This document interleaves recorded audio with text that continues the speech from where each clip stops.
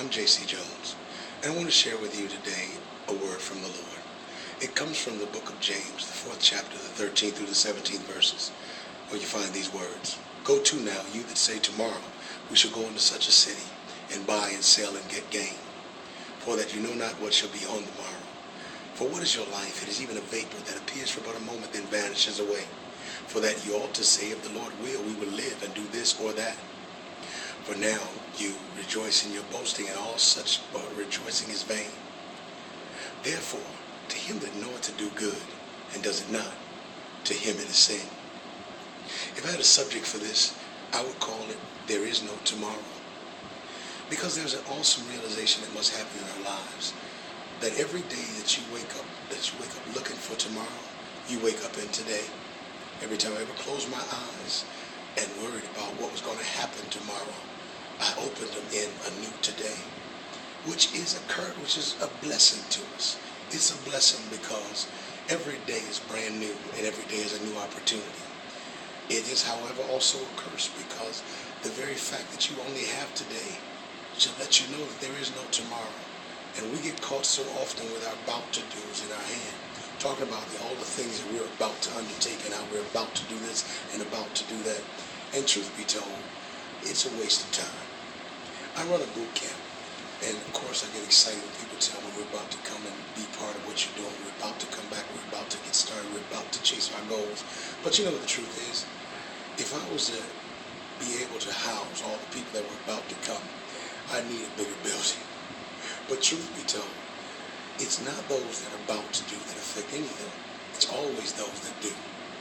So, what you have to determine is that your life is a gift from God. Every breath, every moment is a gift from God. You don't have time to be down. You don't have time to be complaining. You don't have time to be depressed. You don't have time to be thinking about what you would do if you could do if things were different. What you have to do is take the circumstances that you have in your hand. Recognize that you have a gift from God in the breath that you're breathing.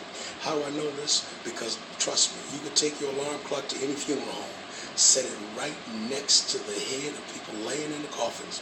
You could set it there and put a speaker by it to make sure they could hear it. And you know, when that alarm clock goes off on full blast, nobody will wake up. Because your alarm clock doesn't wake you up. It's God. It is the hand of God that breathes into you the breath of life that you have right now. How dare you? How dare you curse the very life that you have, the very moment you're breathing, by talking about how bad it is. Any circumstance you have is temporary if it doesn't kill you. And if it kills you and you know Jesus, you're going to be all right anyway.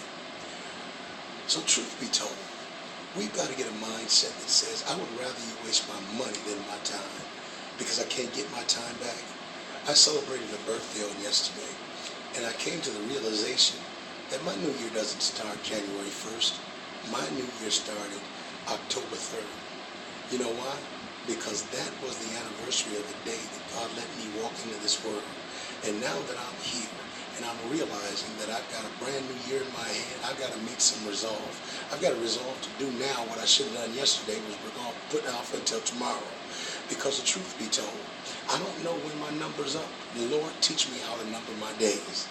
And even more so, I don't have time to play with the days I have. I don't have time to waste time being petty or being caught up in things that don't really matter.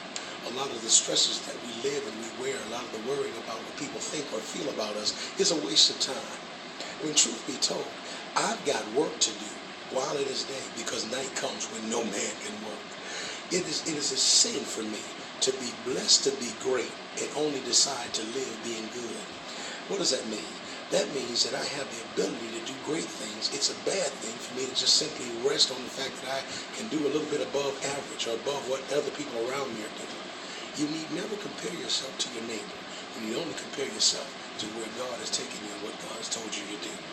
I want you to know today, brothers, that your life is just a vapor that appears for a moment and vanishes away. Don't waste it. Use it. Breathe it. Take this moment to do what you should have done yesterday, but we're putting off till tomorrow. God wants you right now to take a stand for something, because if you don't stand for something, you'll fall for anything. If you don't have an agenda that sets you on a purpose for your life, someone else will. And trust me when I tell you, it'll never be to your good, but only to your detriment. You can take this day and you can make it better than any day you ever lived before by determining that today is the day I take a hold of my goals. I take a hold of what God has given me. I take a hold of my vision. I take a hold of my family. I take a hold of my future. And I take control from the elements and from people around me. And I put it in my hands while I take my hand and put it in God's hand. I just want you to be encouraged today. I want you to know that you don't have tomorrow. You have today. So use it. And I want you to know right now, God never leave you, nor will he forsake you. God bless you, and God keep you is my prayer.